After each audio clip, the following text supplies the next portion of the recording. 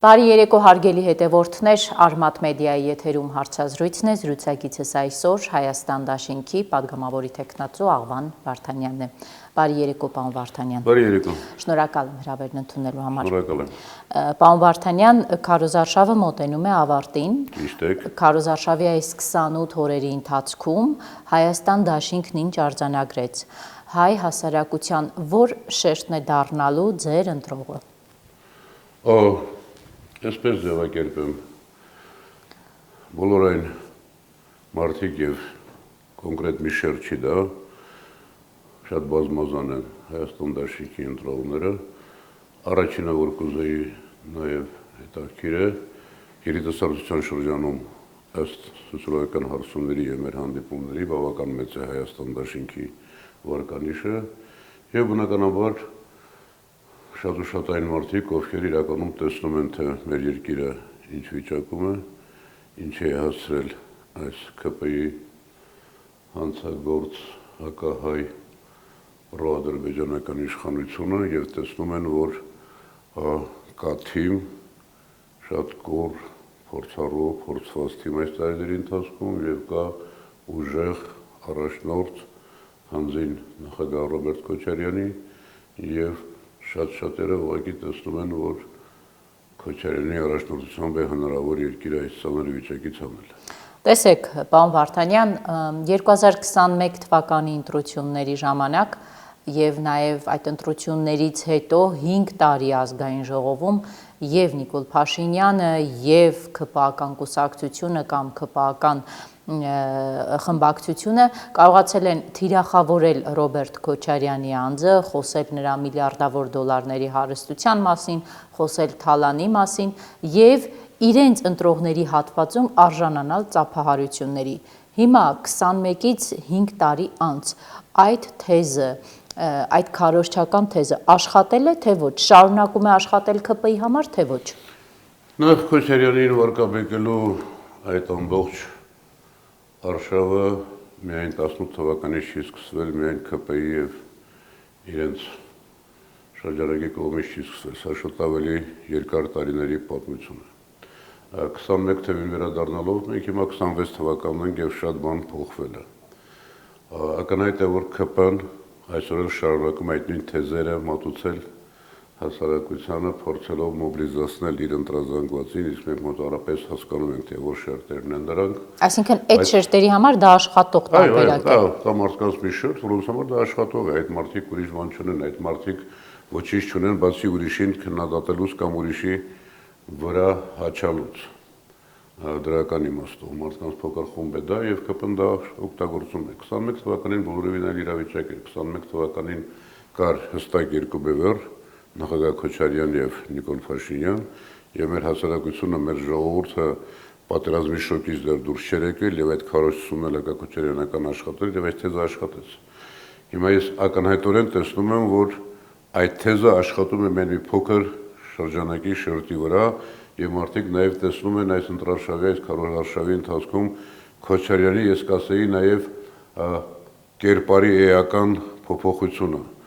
շատ ավելի մարդամոտ, շատ ավելի մատչելի, շատ ավելի հասկանալի մարդկանց համար, շփումները, զրույցները, հանդիպումները, ուղղակի մարդիկ տեսնում են այս մարդու իրական կերպարը,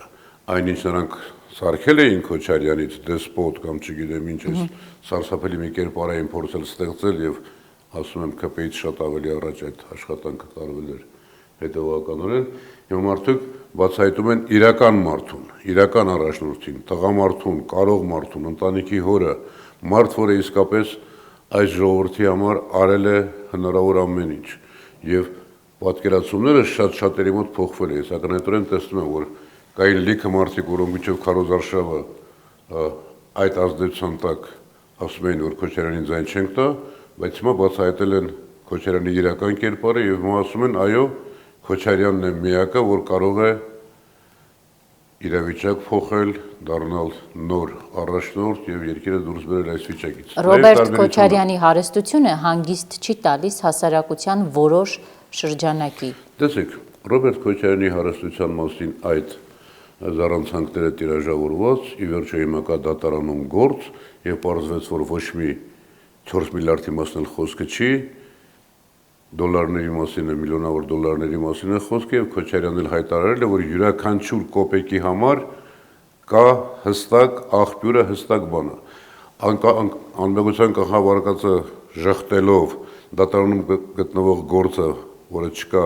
որևէ ապացույց, տիրաժավորել, փորձել շահարկել, բնականաբար շահարկելու են, բայց փաստն այն է, որ այդ մարդը աշխատել է տարիներ շարունակ, աշխատել է շատ մեծ կազմակերպությունում, եթե ես մի անգամ հիշում եմ, ասեց, որ ես իմ 1 ամսվա աշխատավարձ այդ ձեռնարկությունում, իմ 10 տարվա աշխատավարձից, նախագահական աշխատավարձից բարձր էր։ Քոչարյանն հստակ ասել է, ամեն կոպեկի համար մենք ունենք աղբյուրը հստակ կարող ենք ցույց տալ եւ դատարանը դա պիտի որոշի, որ որոշ մարդկանց դա չի անհանգստացնում։ Ես տեսեք, եթե ես ունենամ 100,000 ռուբլի եւ մեկը ունի, ասենք թե 5,000 ռուբլի, այդ մեկը միշտ կարող է բողոքել, թե մի պատմություն պատմեմ ձեզ, շատ տարիներ առաջ սա Ռուսաստանում է կատարվել։ Ակադեմիկոս է մարդը, հայտնի մարդ է իր քաղաքում, Հյուսիսային Կովկասում էր կարծեմ, եւ 24 Վոլգա ունի։ Ամեն առավոտ տնից դուրս է գալիս, որ գնա աշխատանքի, տեսնում է մեխով խազել են մեքենան։ Մարդը զարմանում է, էլի, կերեր ասում է, լավ ասում է, ակադեմիկոս մարդ եմ, որևէ մեկին վատություն չեմ արել, ինչի են իմ մեքենան խազում ամեն առավոտ։ Կերերից մեկ ասում է, դա նրանից ասում է, որ դու ունես ակադեմիկոս ես, ունես Վոլգա 24, իսկ դա ունի մեղ, ուրիշ բան չունի, իր ունեցածը դա է։ Այնպես որ սրանք ես կարծում եմ հատկապես այս քարոզարշավի ընթացքում շատ մեծի մասամբ ջրվել են հակակառույցությունը եւ Քոչարյանի կերպարը այսօր ընկալվում է շատ ավելի դրական, շատ ավելի բարձր։ Այդ դեպքում դուք ինչով եք պայմանավորում այն, որ Հայաստան դաշինքից դիստանցավորվում են նաեւ որոշ նոր ուժեր, նույն միասնության թևերը Արման Թաթոյանի ղեկավարությամբ դիստանցավորվում է Հայաստան դաշինքից Ռոբերտ Քոչարյանից, նույն Հայկ Մարությանի ղեկավարած նոր ուժն է դիստանցավորվում ձեր դաշինքից, ինչու։ Շատ բնական է, շատ հասկանալի, շատ բնական է։ Եվ Արման Թաթոյանը եւ ում ասացիք Հայկ Մարությանը։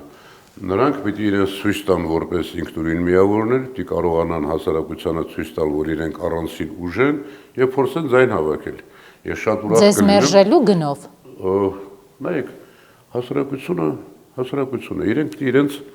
տեղը գտնեն։ Իրենք հույս ունեն, որ ովքեր որ օրինակ Քոչարյանի դեմ են, Քոչարյանին ձայն չեն տալու, Քոչարյանից տարանջատվելով այդ ձայները կգան իրենց։ Ես շատ ուրախ կլինեմ, եթե Թաթոյանը հաղթահարի 4%-ի շեմա եւ անցնի խորհրդարան, միայն ուրախ կլինեմ եւ թող աշխատի այդ ուղղությամբ, որևէ խնդիր չունեմ, բայց կա մի ընդհանուր հարց։ Տեսեք, այսօրվա իրավիճակը տարբեր է էապես 21 թվականից նաեւ, որ մեր հասարակությունն ունի այլընտրանքներ։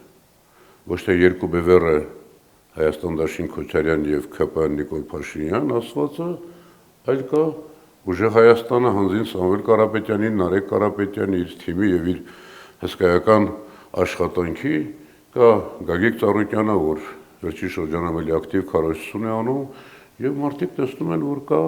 ով չի ուզում իր ձայնը տալ Քոչարյանին, կարող է տալ Սամվել Կարապետյանին։ Կարող են այդ այլընտրանքները դառնալ պատճառ, որ Նիկոլ Փաշինյանը հերթական անգամ վերընտրվելու համար գնա ամենակտրուկ եւ ռադիկալ միջոցների, չեզոքացնի այլընտրանքները իրավական համակարգին հրահանգիչեցնելով։ Եկեք մենք չմեկնաբանենք, չվերլուծենք Նիկոլ Փաշինյանի քայլերը, մենք Նիկոլ Փաշինյանին ճանաչում ենք, գիտենք նրա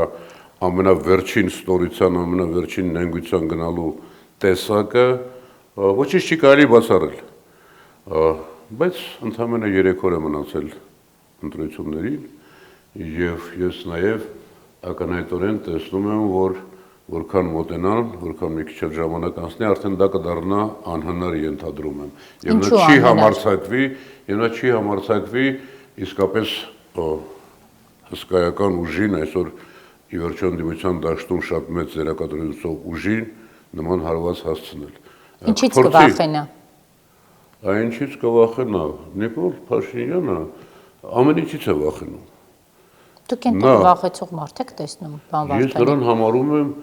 բացառիկ եզակի վախկոտ մարդ։ այդ վախկոտությունն է նրան թելադրում անել նման ագրեսիվ քայլեր եւ փորձել գնալ մինչեւ վերջ, բայց մի սահման կա, որը ինքը կարծում եմ կդժվարանա հատել։ Որն է այդ սահմանը։ Օրինակ փորձ անել ուժեղ Հայաստանին դուրս թողնել ընտրություններից։ Ինչ կլինի Փաշինյանի հետ։ Ի վերջո, դիրեք կա հասարակություն, տեսակ երեկվա հանրահավաքը ուժեղ Հայաստանի, տեսնում եք ինչ ընդունություն են ունում Նարեկ Կարապետյանը ամբողջ հանրապետությունով մեկ, կա Հայաստան դաշինքը իր փորձառու թիմով այս 5 տարի անցած պայքարի մեջ եղած թիմով, Ծառուկյանը շատ նաև այսօր համարժեք պատասխաններ է տալիս։ Ի վերջո մարդիկ կհասկանան, որ սրան թույլ տալը նշանակում է, մենք արդեն 5 տարի ասում ենք, թե ինչ է նշանակում, եւ կարծում եմ, որ նա չի համարձակվի։ Ենթադրում եմ այդպիսի գալատ չի անի, որտեղ դա կարող է նաև շատ մեծ հակազդեցություն առաջացնել, բայց փաստը հետեւյալն է։ Փաստը հետեւյալն է, որ այսօր առնվազն այս 3 ուժերի իմ թվարկած միասին շատ ավելի ընկալում ունեն, ժողովրդականություն ունեն, շատ ավելի ծրագրային ելույթներ ունենում, խոսում են, թե ինչ են պատկերացնում վաղվա Հայաստանում, ինչ են անելու, եւ 4-րդի մասն կարող ենք վերել այստեղ Թաթյանի մասին արդեն խոսեցինք, որ այս նրանք միասին շատ ավելի մեծ վարկանիշ ունեն եւ կարող են ի վերջո ջնջել մեր այս ողբերգությունների, այս մեր դժբախտությունների, այս ավերածությունների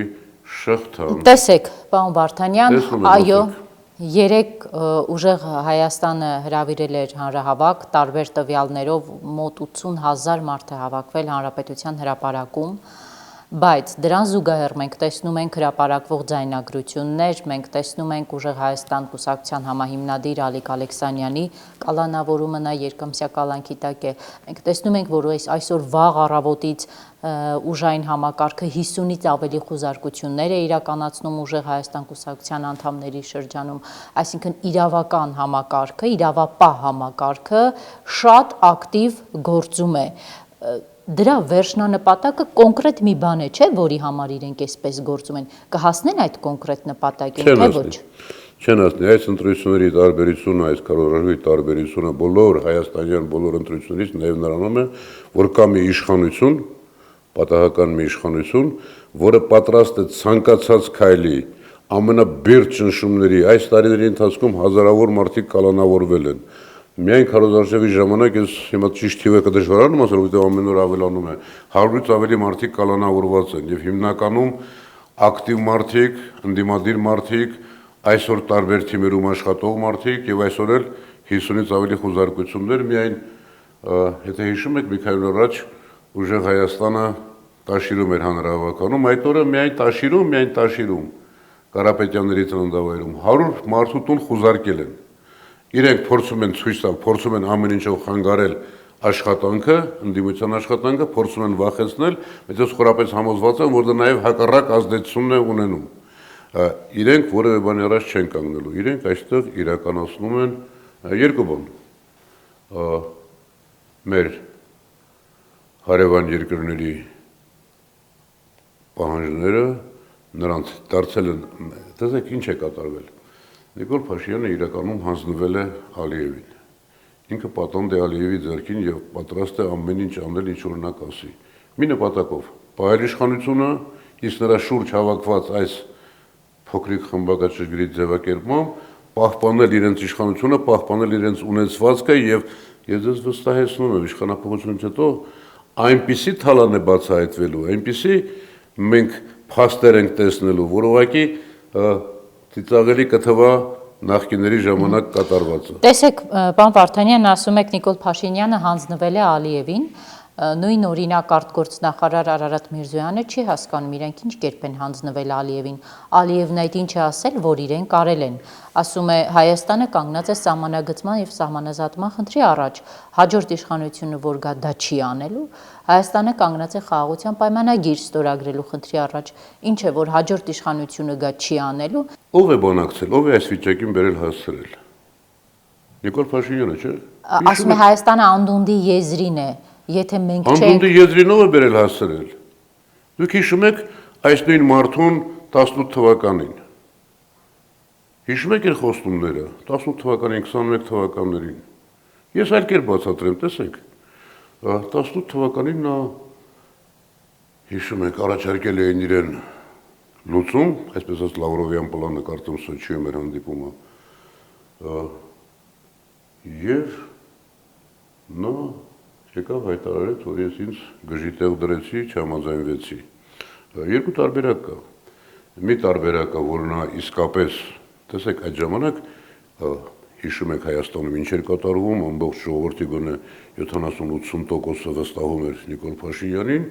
եւ նրանք էլ ասում էին, քանի որ դու ունես նման իշխանություն, քեզ համար հեշտ է խնդիրը հիմա կարգավորել այնպես, որ ոչ այսօրվա նման։ Ինքը իրեն գժի տեղ դրեց, հետո ինչ կատարվեց, հետո ինքը շարունակաբար ավելի մաքսիմալ պահանջներ էր դնում, չէ՞ առանց Արցախի բանակցությունների ես չեմ մասնակցի, ես մանդատ չունեմ, ես առանց ժողովրդի հրապարակում հավաքվելու որևէ բան չեմ։ Զրոյական կետ եմ։ Կամ ինքը այնքան տգետ եւ այնքան ապուշ էր, որ չէր հասկանում, թե ինչ է կատարվում, եւ կամ դրանից հետո Արցախ-Հայաստանի վերջ հայտարարությունից հետո նրան արվեցին այլ առաջարկներ։ Եվ այլ առաջարկները ոչ թե իշա Հայաստանի ժողովրդի Հայաստանի էին, այլ իշա իրեն էին։ Դուք հիշում եք, չէ՞, վերջո այդ պատմությունը նախկին ԱՑՈ ղեկավար Արթուր Վանեցյանի եւ Ադրբեջանի անվտանգության ծառայության ղեկավարի հանդիպումները արաբական երկրներում քննարկումները եւ այլն։ Երկու տարբերակ կա։ Կամ այս մարդը իր ապաշնորհությամբ, անգրագիտությամբ,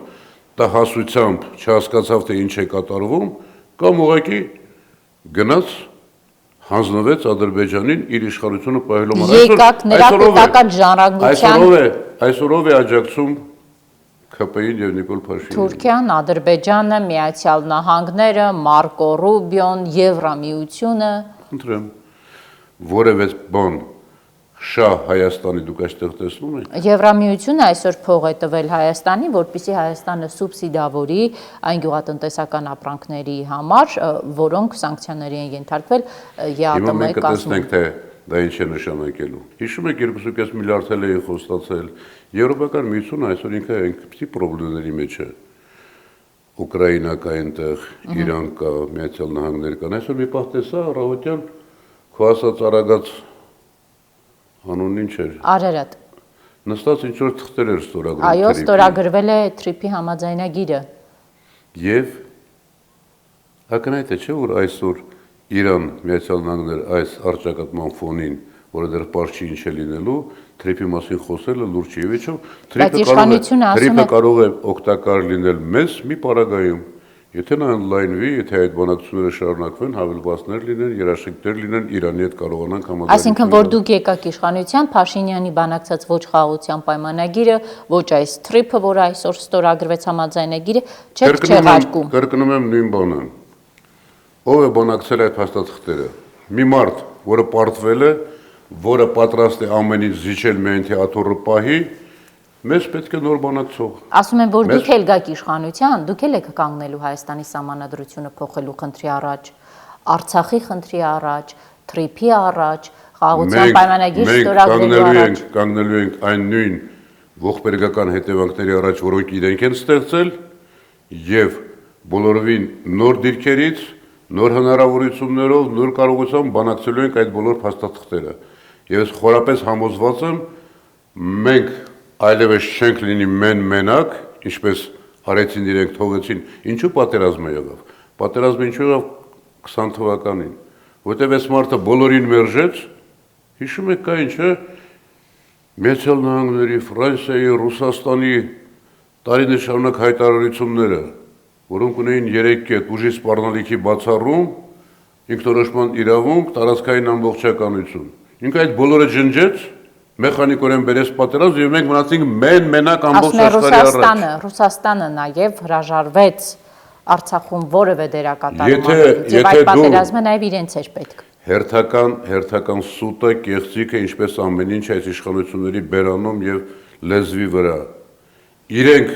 բերեցին այս պատերազմը, իրենք զրոյական կետից սկսեցին ջնջելով համանախագահողների տարիների աշխատանքը եւ բնականաբար մեզ թողեցին մենակ, որևէ մեկը 44-օրյա պատերազմի ժամանակ չպաշտպանեց։ Մարդիկ իմ ասած այդ բոլոր ուժային գերտերությունները հստակ գրել էին ուժի սպառնալիքի Բացառում չէ, քանի հայտարարություն է հիշում Ասում են նույն Ռոբերտ Քոչարյանի, նույն Սերժ Սարգսյանի իշխանության օրոք, ինչու Հայաստանի բանակը չէր զինվել այնպես, որ Ադրբեջանի հետ բալանսը չխախտվեր։ Զառանցանք, բազմիցս ասել են եւ Քոչարյանը բազմիցս ասել է, եթե ես լինեի, Ադրբեջանը երբեք չէր համարձակվի պատերազմ սկսել մեկ, երկրորդ այս պատերազմը պարտվելու պատերազմ չէր, եթե մենք ունենայինք ղեկավարություն։ Նույն Արագած Արարատին հարցրեք, դու ինչ էիր անում 44 պատերազմի ժամանակ Արցախում։ Մյուսներդ ինչ էիք անում Արցախում։ Հայտարարելա, չէ՞ որ եթե Արցախը կորցնենք, կորցնելու ենք Սյունիքը, կորցնելու ենք Երևանը։ Էմոցիոնալ հայտարարություն է ասում է դա։ Նիկոլ Փաշինյանի ասում պատմությունից դասեր քաղեցին։ Նիկոլ Փաշինյանը հայտարարում էր, որ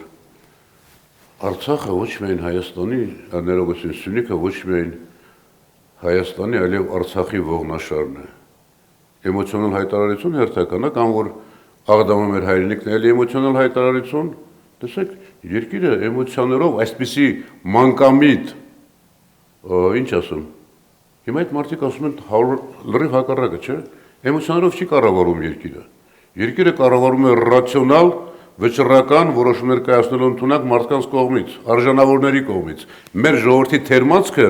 այսօր իշխանության է, թերմացքը չի կարող ժողովուրդ կառավարել եւ բարիք բերել։ Ոնց է կառավարում 8 տարի։ Իր նման ձեր ասած ուժային դարձնելով երկիրը մեկ մարդու ենթակայության, ուժային բոլոր կառույցները դարձնելով իր տրամադրության տակ, ժողովրդավարություն ասելով սարսափելի վախեցած շրջում է հարյուրավոր թիկնապահներով եւ գաղտնի ծառայություններով եւ զոր մարդկանց փորձելով ցանկացած ընդդիմադիր ոն ճնշել նույն, տեսեք ախր, նայեք մեր հասարակական կազմակերպությունների, որոնք տարիներ շարունակ ինչ են անում մի փոքր դրվագի համար, քանի զոհ ունեցանք մեկս ընթացքում Բերձորում եւ այլ։ Նրանք ժամանակ արևմուտքից գրանտ էին ստանում։ Ծախու հիմա էլ են ստանում, չէ՞։ Հիշում եք, չէ՞, երբ որ Միացյալ Նահանգները այդ գումարները կրճատեց, Եվրոմիությունը բերեց այդ գումարները, եւ այլ գումարներով են աշխատում։ Հայության հետ, հայ ժողովրդի հետ ի՞նչ կապ ունեն նրանք։ Այսօր ցավոք արդեն 8 տարի մեր իշխանությունը, մեր տեսակի թերմացքն է եւ ուժային միջոցներով փորձում է պահել իշխանությունը, բայց ժամանակը մոտենում է, լրանում է։ Գալով ուժային միջոցներին, պարոն Վարդանյան, դուք մշտապես ընդդիմադիր պայքարների մասնակից եք։ Ես 2020-ից հետո Հայաստանում ծավալված գրեթե բոլոր ընդդիմադիր շարժումներին ձեզ միշտ տեսել եմ։ Եվ վստահաբար 88 թվականից։ Եվ վստահաբար Փաշինյանի իշխանության շրջանը նկատի ունեմ։ Եվ վստահաբար դուք տեսել եք, թե ինչպես է Փաշինյանը կարողանում ցանկացած ընդդիմադիր պայքար տանել մաշեցման երկարաժամկետում, կարճաժամկետում, այնուամենայնիվ նա կարողանում է դա անել։ Հետընտրական process-ների պատրաստվում եք, թե ոչ։ Անցյալի փորձը հաշվի առնելով։ Այսօրվա թիվ 1 խնդիրը եւ մնացած 3-4 օրերի թիվ 1 խնդիրը առավելագույնը շարունակել աշխատել եւ հնարավորինս շատ քվեներ տանել եւ Հայաստան դաշինքը եւ ուժեղ Հայաստանը եւ Բարգավաճը Թաթոյանի մասին արդեն խոսեցինք։ Եթե մենք վստահ եմ, նույնիսկ վերջին հարցումներ են ցույց տալիս, որ առնվազն մոտ 1 տասնյակ կետով երեքը միասին առավելություն ունեն այս իշխանության հանդեպ, եթե մենք ընտրություններում ունենում ենք շատ ավելի քվե, քան ԿՊ-ն, իսկ իր արբանյակների վիճակը տեսնում ենք, հասկանում ենք, ես վստահ եմ, որ այս 3-4 ուժերը միասին թույլ չեն տալու իշխանության հերթական բռնազավթում։ Ես նույնիսկ 18 թվականի Թավշյա, ինչ էին ասում, խաղաղ ոչ բռնի հեղափոխություն։ Նույնիսկ այդ հեղափոխությունը ես համարել եմ Թավշյա իշխանության Թավշյա բռնազավթում։ Այս պարագայում այլևս այնպիսի ուժեր են հրապարակի վրա, այնպիսի ազդեցիկ եւ հասարակության մեջ ազդեցություն ունեցող, որ մենք հավաքելու ենք ավելի շատ քվե եւ պաշտպանելու ենք մեր քվեն եւ թույլ չենք տալու իշխանության բռնազավթում, թող ականջներին օղեր անեն, ոչ թե օղ։ Ինչ է նշանակում թույլ չենք տալու իշխանության բռնազավթում, որովհետև Հայաստան դաշինքի առաջնորդ Ռոբերտ Քոչարյանի խոսքը ընտրություններով ժողովուրդը արտահայտում է իր կամքը։ Որևէ ուժային կենտրոն, դա կլինի Ռուսաստանը, դա կլինի Եվրոմիությունը, դա կլինի Միացյալ Նահանգները, չպետք դա կլինի Թուրքիան եւ Ադրբեջանը, չպետք է որոշեն, թե Հայաստանում ով է որ ուժերն են իշխանության։ Դա պետք է որոշի մեր ժողովուրդը։ Բայց նրանց պետք է շատ որոշել։ Թուրքիան եւ Ադրբեջանին պետք է։ Մեր ժողովրդին շատ ավելի պետք է, որ մենք ունենանք արժանավորների իշխանություն եւ երկիրը այս խայտարակ վիճակից դուրս բերենք։ Մեր ժողովուրդը կորոշի, որ սրանց հեռացնում ենք։ Մնացածը տեխնիկայի հարց է, եւ ես ձեզ վստահեցնում եմ, ուժային կառույցները, բացի փոքրաթիվ իրենց վերնախավից, չեն համարձակվի որևէ քայլ անել։ Այսինքն դուք այն կարծիքին եք, որ Հայաստանում ընտրություններով իշխանափոխություն հնարավոր է։ 2026 թվականին այո։ Այստեղ ուժեղ Հայաստան Սամվել Կարապետյանի գործոնն է ավելացել դրա համար եք ասում, թե այլ հանգամանքներով։ Արդեն որ բոլորովին նույն իրավիճակ է Հայաստանում, 21 թիվը չի։ Կա ուժեղ Հայաստանի գործոնը, էական գործոնը,